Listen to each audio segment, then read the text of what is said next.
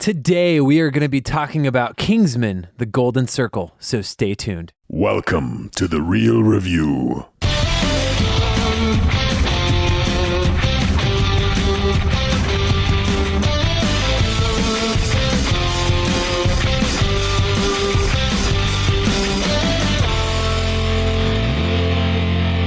Welcome to The Real Review, sponsored by Parametric and Lazy Ape Studios, where you get some of the latest happenings, real thoughts, and perspectives in the world of film and television.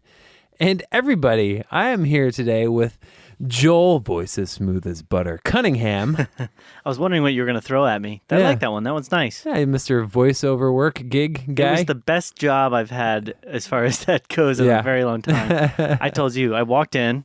I did one voiceover line. It was like a half sentence almost, and then I walked out a few $100s richer. Yeah, it's very nice. Yeah, that's the beauty of voiceover work right there. I hope I get more. Yeah, hey, you know what? Well, you do have the silky smooth voice. I don't know about that. I actually looked at somebody the other day, stated, I'm surprised that I'm getting all these, because you and I both, act on the side, kind of as a fun gig, and we both, you more recently than I, or more significantly than I, have been auditioning for these voiceover jobs. Right. And I just started doing the auditions for the voiceover jobs. I've probably auditioned for 1,000. I never got one. Right. You're sick of them. Yeah. And I just started, and I did thankfully book one, which is awesome. But I was talking to somebody here at the studio, and I was like, man, I don't think anybody would ever book me for a voiceover job. I've just got the worst voice ever. And they were like, yep. And I was like, oh, okay, thank you. Oh, wow. You didn't even didn't even deny that it at all. Yeah. And who am I today, Joel? Today you are Matthew Butterflies Hay. Butterflies. Yeah, which we'll talk about. Okay, we'll talk about. I don't understand it now, but later on it's going to make sense. Yeah, I mentioned you wouldn't get it, unfortunately. It's like the good setup in a movie that pays off at the end. Or the setup. I don't know if we should put that adjective there. Hey, good. It's all good. Well, if you are new to this show and just tuning in, The Real Review, what we do here is we like to approach movie reviews from 2 points of view, one of them being my side, which is a little bit more emotional, a little bit more excitable, and more about what it makes the feels feel like. Chasing butterflies. Exactly. That's what I said. And then, so I tend to overlook a lot of I tend to overlook a lot of analytical, critical things. Where you have Joel on the opposite side, who's a little bit more critical, analytical, into the details. If the lighting was weird or if the editing was weird, stuff that I could potentially look over. I'm just not a nice guy, Matt. Right, a little bit negative. It's all good. I'm going to drink my Mure Pepino. Yeah, LaCroix. A new LaCroix thing. We're drinking LaCroix again. Mm-hmm. So, LaCroix, if you're out there, please sponsor us. So, what I would say is the biggest thing with those reviews, the emotional side, critical side, we kind of bring those together and give you the real review. So that's what we do. But the benefits, by the way, Matt, is I figured out your arch nemesis. You're obsessed. I am obsessed. It's true though, because I drink LaCroix all the time. But no, your cucumber hatred. I do hate cucumbers. Which I is hate just amazing. Cucumbers. Yeah. I love pickles. Are you like those cat videos where somebody throws a cucumber at you and you're not expecting I watched those with my son tonight. Really? Yeah, it's so weird. Wow, that's amazing. Anyways, if you haven't watched it, Cats versus Cucumbers on YouTube, it's a wonderful video. Yeah. So why don't you go ahead and tell the world how they can get connected with us? Well, there are some awesome ways to get connected, Matt. You can go ahead and send us all the LaCroix you want that way. If you get connected, that would be awesome. So the best way, probably one of the best ways to get connected to us is through our Facebook, which is facebook.com/RealReviewMedia. You can check us out there. We're always posting fun things, links to articles and stuff. We just posted the trailer for the new Maze Runner, right? Yeah, Death Cure. It's going to be, interesting. Yep. So we'll see. We'll see. We'll see. We'll see. There's also our website, which is realreviewmedia.com, and we can definitely get connected with you on that through the newsletter. And we have Instagram and Twitter, which are both at Real Review Media. We'd love to have you follow us and see what we got going on. And then lastly, we'd love to hear from you, our listeners. We generally, for the most part, do like getting your input and opinions on things we're doing well or wrong with the show, thoughts on shows or films. We do take suggestions sometimes and go watch those items that people are suggesting, as long as they're serious and they're not throwing us ridiculous requests. Kind of a weird side note on that, and this is really interesting, and this is really one of those things. Joel, you wrote an article on the NetJob. I did, yeah. And you got pinged. Yeah. I got so one of the writers of one of the songs on the Nut Job 2 actually reached out to Joel and was like, I will say this, in doing my, I got in the wrong. I'd listed a songwriter versus the actual conductor, music creator. I was doing my research, and when I was doing my research for the article, I looked up a New York Post article, and the article had them referred to as the the creator of the music, so as a composer, and so that was the word, composer. There you go. And so I listed them without doing enough due diligence. My bad, but I trusted them. That's not the funny part, Joel. I think the funny part is that you were sought after. I was sought after. Can you please correct this? Yeah. I'm like, all right. My writing and authorship goes out there, Matt. I've got an audience that expands, at least until California. There's at least 16 people. The lower west side of California. Yeah. So there you go. So anyway, the email address, realreviewmedia@gmail.com. Send us some emails. Yeah. Anyways. Correct our articles. There you go. So, kind of as a side note, I was out of town this weekend. I took my oldest and middle sons, 6-year-old, 4-year-old, out to Cub Scouts camp. Woohoo. First time I've ever been camping. I Really? was ill prepared.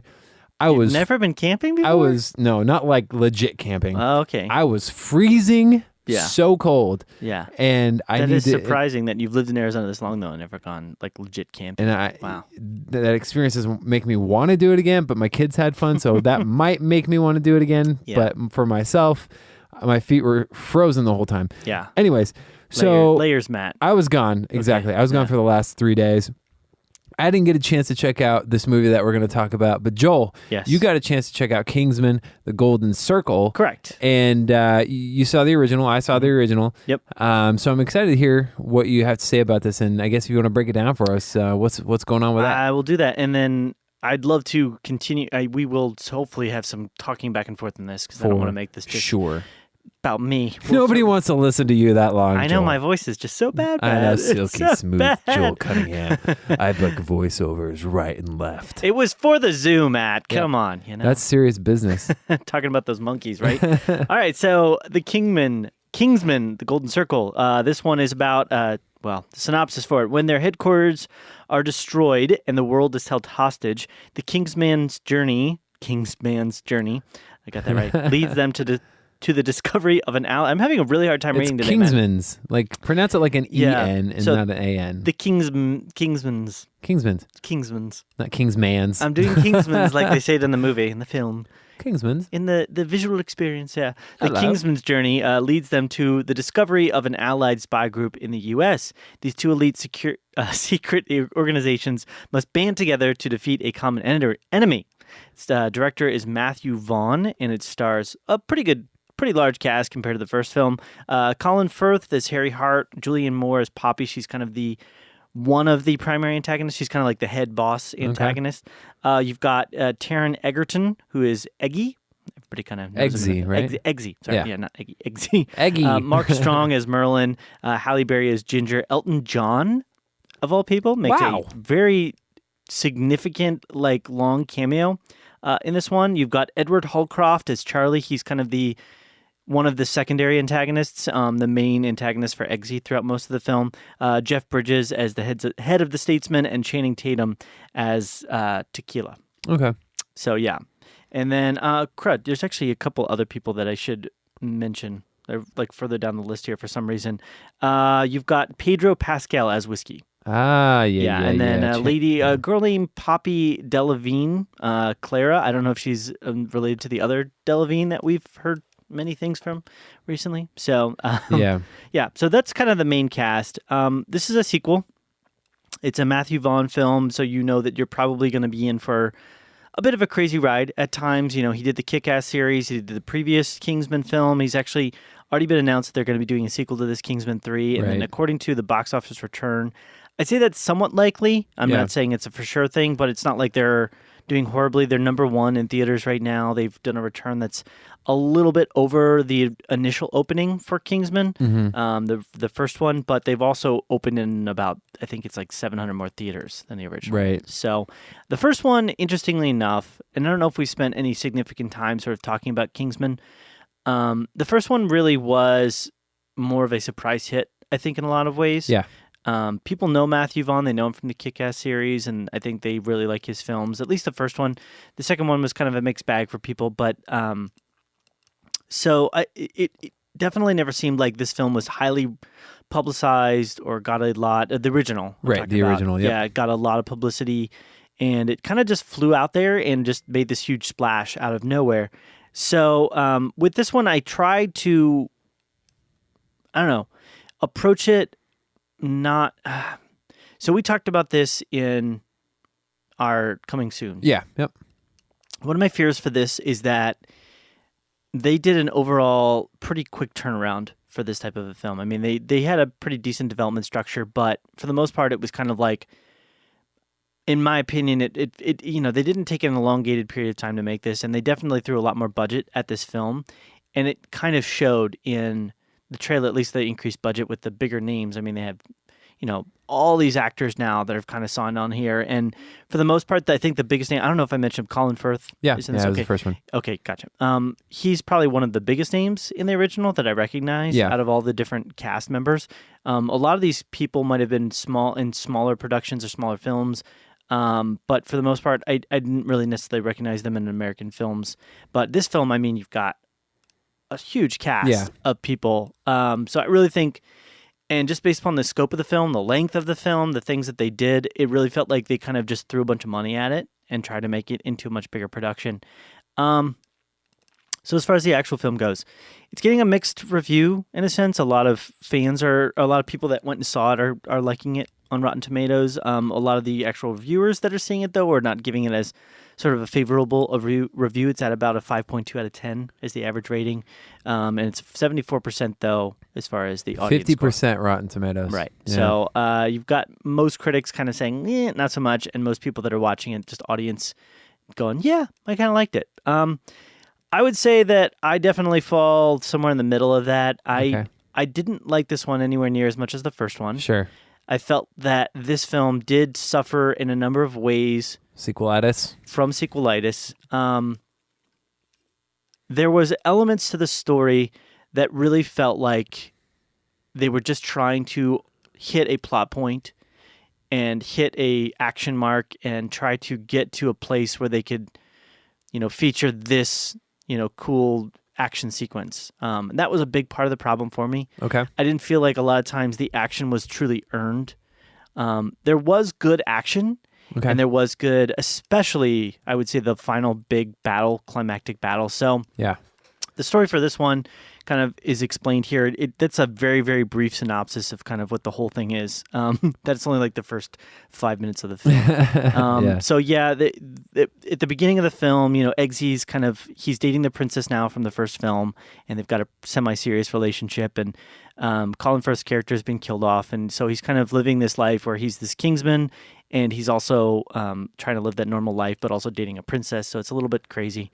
And there's this big fight that happens at the very beginning of the film, which was actually a really good fight. And one of the main, sort of like the secondary bad guys, if you will, from the film, Charlie, Edward Holcroft, he is one of the guys. He was supposedly, I don't remember this. I need to go back and watch the first one maybe, but he tried to be in the Kingsman. He was one of the guys that wanted to be in the Kingsman and failed and left. And he was actually in the end of the first movie. Do you remember the scene with Samuel Jackson and everybody's heads are blowing up and everything? Spoilers. Yeah, how can I? Yeah, so supposedly Eggsy knocked this guy out shocked him at the end of the first film and kind of incapacitated him. Yeah. And he was like in that bunker at the end of the first film. Mm-hmm. And because of that, it messed with the explosive that was like in his head. And so it didn't kill him. It disabled his vocal cords and blew off his arm. Wow. So somehow, so it didn't kill him. It just kind of like incapacitated him. And so he survived. And so he's got this kind of vendetta against Eggsy because he put him in that situation, which is ridiculous because he also kind of saved his life. But I guess he also caused the bombs to blow up. So it was a little bit of both. I don't know. So he, at the very beginning of the movie, he attacks Eggsy with this group of guys, and this pretty cool car chase takes place throughout London. Right. And they're fighting you don't really know what they're fighting about, but they're fighting each other. And then it becomes very clear within a few seconds that this mechanical arm that he has is trying to hack into the car, which is connected to like the Kingsman network. And that ends up happening. I'm spoiling a little bit here, but this is in the first 5 minutes. And because of that, their whole network is compromised, and they end up, the entire group gets, all of their like secret bases and all the, group of like 10 to 15 different places is blown up through missiles. So that explosive devices. Yeah. So Charlie works for this lady named Poppy. And although I thought Julianne Moore in the role was awesome, I thought she played a really effective evil character. I mean, she did this kind of like, so she had this weird style of like, oh, darling, it's nice. I just love you. She's like super Southern Belle nice lady. Although I don't think she was Southern, but she was like super friendly and nice. But she had this really twisted, very dark side to her. Sure. And she was like an international drug dealer, which was very unrealistic. But hey, listen though. This series, the first one especially, it's a comic book. It's based off a comic book, right? And everything is super outrageous. Exactly. You expect it to be a bit over the top. Everything, like, it's not just a bit over the top. Like the first one had a gymnastics lady with swords on her legs. Right. Yeah. And so I kind of, like, in a sense, I was willing to separate myself from the reality of it a bit, because it's like when you start breaking it, like, how would a Southern-ish type, friendly white lady end up in, like, I think she was like in some South American island with, like, the head of a drug cartel making $250 billion a year, but whatever. So so her whole thing was she wanted to, and that's kind of where it started to break down. That was like the beginning. I'd say the first half of the movie I pretty much was on board for and I really enjoyed. It was really the second half where it started to kind of fall off the rails, and I was a bit more like, okay, it just feels like you're trying to like shoehorn things in and make things happen a little bit. And again, I know it's a comic book based, idea. It's a comic book based film. So there's going to be things that are a bit over the top and ridiculous, but they became too ridiculous for me to kind of latch onto. Even more ridiculous is Sam Jackson. Yeah, and I can break down into the details of that a bit, but the first film, although it was crazy over the top, hopefully you could probably agree that it was focused. In the sense that you kind of had one main story, you were going through it, you knew what was happening. It was really just about Eggsy sort of overcoming his inabilities and going through all the training stuff. I really liked all that stuff. Right, and that was fun. Yeah. And you're just like, well, you're rooting for this kid to sort of overcome his insecurities and his inabilities.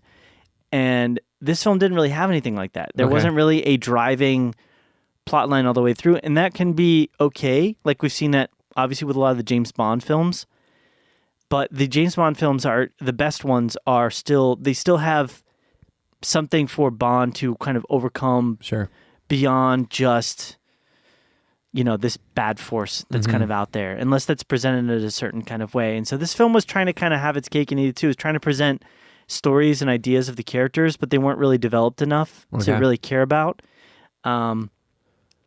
And so, it kind of left with this hodgepodge feeling of things just kind of getting thrown in there and put in there and at different times, so all their bases get blown up, and it's very abrupt. I mean, there's no build up to it. They don't explain what Poppy's reasoning is for doing that. It just kind of happens. Okay.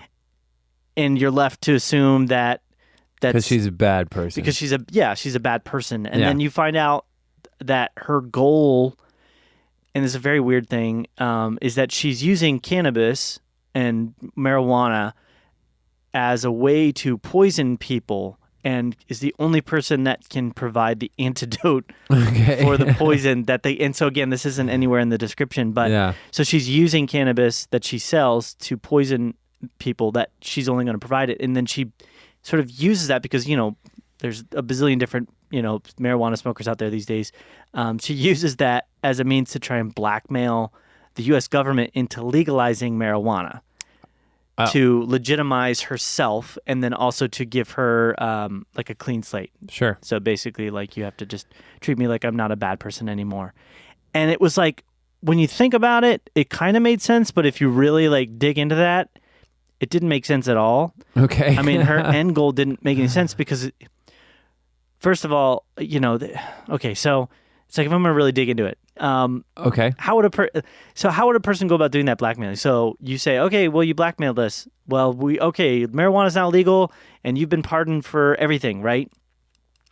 Then they give her the pardon. She sends the cure, so cures everybody, right? And then immediately they just say, okay, well, we changed our minds. we're now considering what your activity is to be illegal again. Like they could easily do something like that, and they try to throw this one offhanded line of like, oh, well, once you've made this decision, you can't go back on it. But it's like, no, it's the U.S. government. Weird. They can do whatever they want, and things like that. So there was like this weird setup for this kind of conflict because it never really made sense to me that she was that upset about the fact that she was literally an industry. I mean, she had the $250 billion. I mean, she's making more with her GDP than some countries do. She could have bought a country with $250 billion, you know what I mean? But she's just upset because she's looked at it as this bad person. Right. And she didn't really have some reason for like, well, I've always been pushing for marijuana legalization. It was just kind of what she wanted because she would just make her life better and easier. And she was just ticked off that she was, stuck in this jungle, And there's things that are, again, thrown in there. She has this robot thing where she's like created these like robo dogs and like a robo servant. That sounds fun. Right. And she says that like how she can trust those and she can't trust anybody else. And they kind of prove that a few times. But that doesn't really play out in anything because she actually has a really large group of men that she's hired to like be goons. Again, so I may not be doing justice in explaining kind of how I felt very random and very. So your biggest problems is all story elements and not story elements. Very just kind of hodgepodge, and it's not very acting wise. It was fine. Okay, Colin Firth was great. I thought most of the cast here. Yeah, Channing Tatum was only in it for he was in it for like 10 minutes. He really had no purpose being in the film. Right. They could have made his character He's a statesman, right? Yeah. So everything gets blown up, and then they discover that there's this secondary unit. In a sense, the founding group that is in the the states and it's a statesman. So they made they made Americans the founding. Yeah. Group? So okay. I believe in the context. So of the film. Kingsmen weren't even like the original. It's correct. Based off of the correct. Yeah, and they're much more successful because they have a okay. Instead of just having a which never really made sense, but it is what it is. Instead of just having like a clothing brand, they have an entire whiskey operation. Okay. Where they sell whiskey around the world and they make $1 billion, which makes sense. Like sure. They have a lot more money than just selling suits. It's kind of why they're all kind of cowboys. Yeah. Yeah. So they go over there and there's like this initial tension of, oh, well, you're the Brits and we're the, the English, the Americans, and the tension's there. And then they kind of get comfortable with each other and you can tell that they're setting up this twist. So I'm spoiling a little bit here. I apologize, but this has been in the trailer. So Colin Firth makes an appearance. This is what I'm asking you because we all know this in the first one. They made a big deal about it in the trailer too. Mm-hmm. Is he dies in the first one? Right. Did they explain it in a plausible way? No. In the world of Kingsman, and they did in way? the Kingsman world, yeah. In a comic book way, absolutely. Okay. I mean, in a realistic, plausible way, no. The idea was more or less that he had. Wait. Are you going to say what it is? If you want me to, should I? No, don't tell me what it is. Okay. Don't tell me. Okay, but he's there. It does play out that it's important. Well, no, it's not even important because there's setup and payoff, but it's like the most unnecessary setups and payoffs a lot of way throughout. And I think the randomness and the overall sense of not having a drive and a focus. So a good example, Halle Berry's character is well connected to. Halle Berry is like an assistant in the Statesman organization. Does she play Catwoman? No. Okay. Well, that's her thing. Her vice or her upset, like her arc is that she's always wanted to actually be an agent and go out there in the field and fight the bad guys and do the statesman thing. Yeah. But for whatever reason, they never explain this. Channing Tatum has like always prevented her from becoming an actual agent. Right? Okay. And so the arc of her character is that she wants to become an agent. So you would think that maybe at some point in the film, right, she would end up going out there and having to like operate in the field. No. Nope. Yeah. By the end of the film, just kind of a pointless thing. Well, it's there and they tie it up because at the end of the film, she does become an agent, but you never actually see her do that. And she doesn't earn it. It just kind of happens. It's like events transpire that I don't want to spoil that sort of necessitates the fact that she has to become an agent. Right. And they're probably setting it up for a third film, but in and of itself in this film, It's not a good idea to set things like that up to say like, well, we're going to rely on the first film or the next film to kind of fulfill the importance of this. Right. It's like when you do that, it makes that film feel very weak. And that was kind of the sense that I got. There's things like this. So there's a scene where one of the characters gets a vial of the antidote for, the cannabis poison. Yep. And it's in this like tube, and it's a very protective tube and everything like that. And they put them in these glass vials. And so he decides randomly when they're just all hanging out that he's going to open up the tube and take out the vial for no reason. He just decides he's going to do that. And so sure enough, like what do you expect's going to happen? It's going to break. Yeah. So sure enough, it breaks. It's like, so because they had to do that in order to set up a situation where one of the characters is looked at as being potentially like a double agent, right? And so, there's tension there because Colin Firth's character is back, but he's not like fully back yet and engaged. And so they're trying to make it out that there's like this tension of like, is he fully there or not? And they come up with the dumbest ideas. Well, okay, so like they have to do, I will spoil this. He has amnesia. Okay. So he doesn't necessarily know about himself and about his history. That's where the butterflies. Drew Barrymore, 50 First Dates. Right. So he wanted to be, and I forget the terminology for it, but he wanted to be a butterfly collector. Somebody that goes out and captures butterflies. And seems reasonable. Yeah, and so that's what he wants the whole time, and he finally comes out of this like stupor, this amnesia like stupor through whatever means, and when he does that, then he's having these issues where he'll like see butterflies around him just randomly. It's called the butterfly effect. Right. He's got the butterfly effect going on there. But another person goes through the same situation and they don't have any issues. It's literally like they walk up, they do one thing, and then boom, they have all their memories back and they're completely fine. Weird. So it's just like it's inconsistencies. Yeah. It's like, well, we need some tension here, so we're going to make this happen. And the film is long. It felt really long. It's like 2:15 or 2:12 or something. It felt really long, and there was probably 3 or 4 fight scenes. Like I said, again, most of the fight scenes and the action scenes, especially the last one and the very first one, were pretty awesome. Yeah. But there's a couple that you can just feel they're totally forced. There's like a remake in a sense of the fight that took place in the bar. Oh, really? In the first film. Yeah.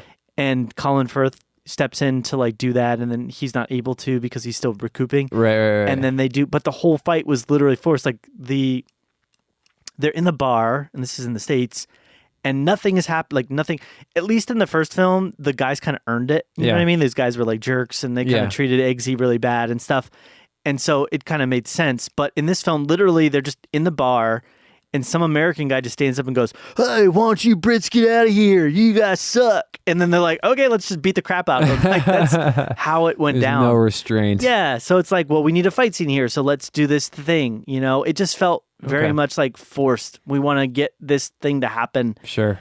So again, I don't know if I'm explaining it super well. The cinematography was decent. Cool. The action was good. It looks cool. I like the stylized action from the first one and stuff. Yeah. So. I think the big idea behind this would be motivation was not there. I never felt like there was a significant sense of motivation for most of the characters, or realistic, I should say. Sorry, relatable. I need more. Does he still have JB?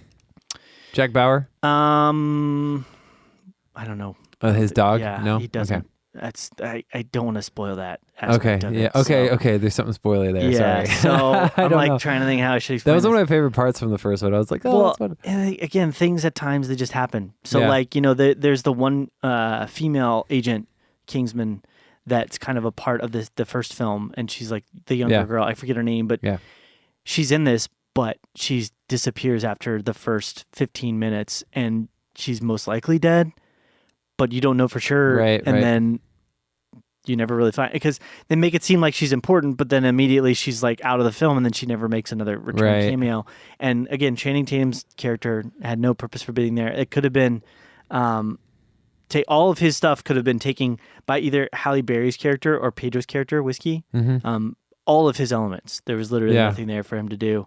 And he's pretty much incapacitated after the first 10 minutes. Turns out, shocker of shockers, he's a stoner. Yeah. So he gets poisoned, and so they have to more or less put him in freeze and ice. Interesting. So again, I think a lot of that stuff, it really feels like now I'm looking back on it, they're probably setting it up for the third film. Okay. And they were trying to put things there that would be important for that, but that did not make a good film for me. I think if they'd cut most of those elements out and just approached a more straightforward story, I think made Poppy a little bit more intelligent and given her a better drive and focus, that would have been a lot more interesting to me. Right.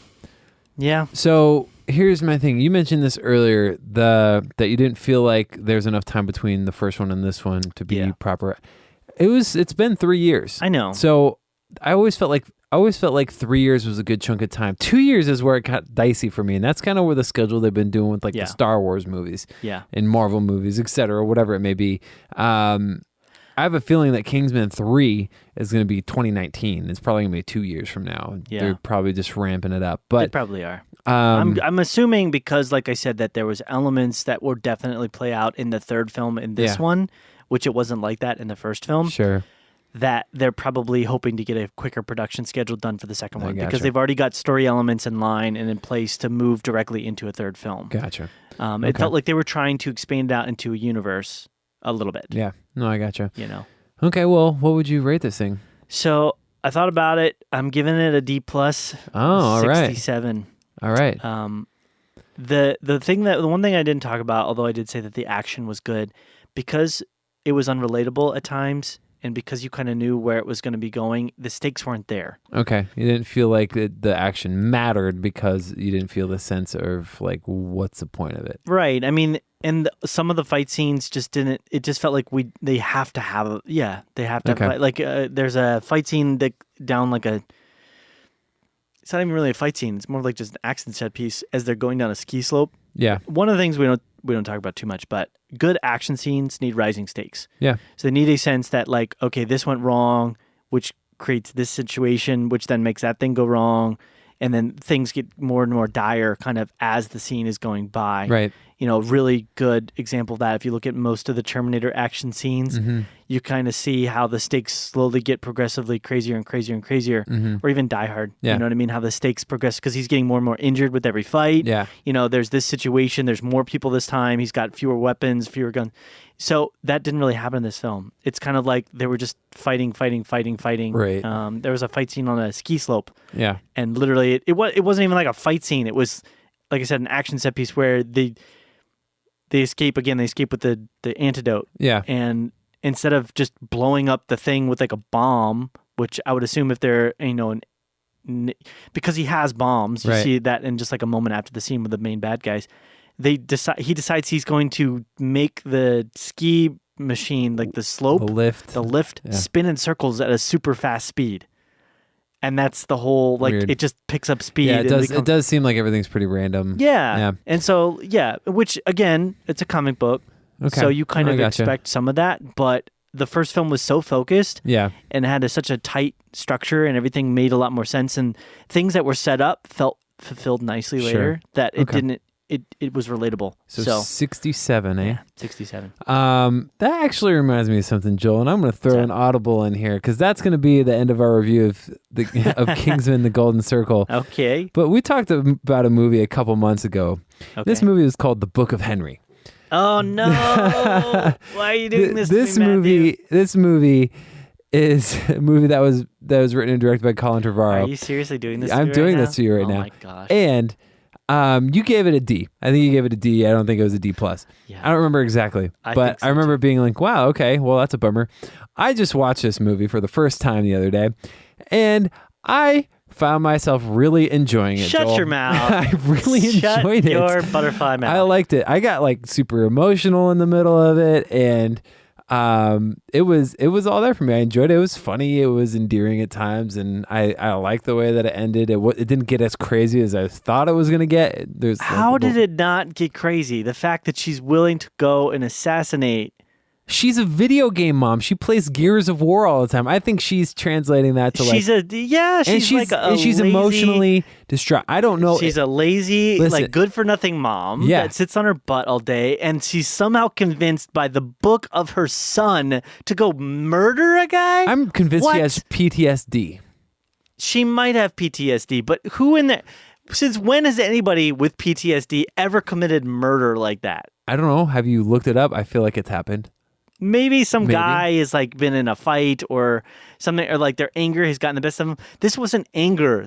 She was depressed and sad. Nobody gets depressed and sad and then goes out and murders people like that, right? We don't know that. There's got to be cases of it somewhere. We're going to do research. We're going to find it. That's such a minor point of just contention to me in this film. I'm going to give it an 83. I really liked it. I like the Book of Henry, guys. We'll have to revisit. We're going to have like, I think at the end of the year. This is the biggest discrepancy movie that we've had yet. Probably. Yes. Next to Spider-Man Homecoming. Next to Spider-Man Homecoming, I think so. I just felt that they entirely manipulated. Everything was super manipulative. It didn't even make sense. Oh my gosh. Oh, did you know that I think it's Jaden Lieberman is Henry? Yes. He's also the main guy in It. Yeah. And I was like, oh, let's do it. I didn't even know that. And, and then also I thought he did a decent acting job. Yeah. He was one of those kids, again, that was too smart for his own good. Like way too smart for his own good. And that was another reason why I did not like this film. There were so many things about it. No, he was like a genius, though. That they said that they set that up. I don't know. What do you mean you don't like about it? They set it up as him being a genius. Right. But he's a kid genius. He's not. That exists. People are kid geniuses. People are kid geniuses, but they're still kids. Yeah, and they have genius sensibilities. The things that he does in the film are not realistic for a kid genius. You don't know. How many kid geniuses do you know? You a bazillion, Matt. No, okay, whatever. I count them. You cannot. I can't even count them. Okay, well, listen to this. Jacob Tremblay was awesome in that movie as well. He's awesome in most things. If you haven't seen Room, not The Room. Oh, hi, Mark. Not that one. Mark. So, Room, great movie. Anyways, I liked it. 83%. Bam.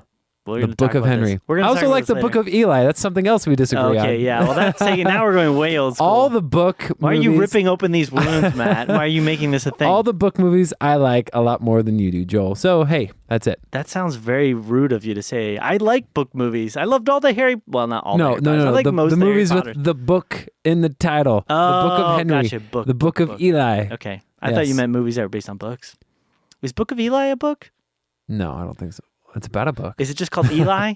No, it's the Book of Eli. Book of Eli. It's just called Eli. The Book of Eli, the Book of Henry is really a sequel to that. Yeah. Just kidding. Oh, well. That's not the case. Wow. Anyways, what a fun time we've had here on the show today. Thanks for tuning in.